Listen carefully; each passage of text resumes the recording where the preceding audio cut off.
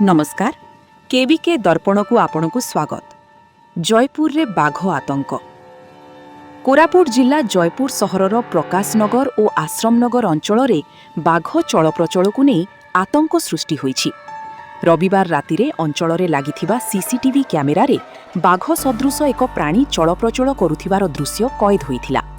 एहाकु देखि स्थानीय बासिंदांक मध्यरे बाघ आसिथिबा नै भय सृष्टि होइथिला। एहासह एक निर्माणाधीन स्थान रे बड़ आकारर पादचिह्न मिलिबा परे संदेह आहुरी बढ़िथिला।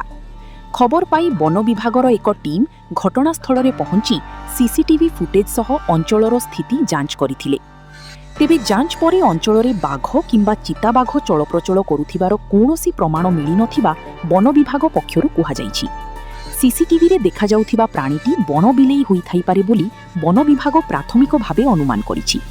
वन विभागर एही स्पष्टीकरण परे स्थानीय लोकंक मध्यरे बाघ आतंक किछिटा ह्रास पाइछि। तथापि अंचलवासी सतर्क रहिबा सह कौनसी संदेहजनक वन्यप्राणी देखिले तुरंत वन विभाग को सूचना देबाकू अनुरोध करा जाइछि।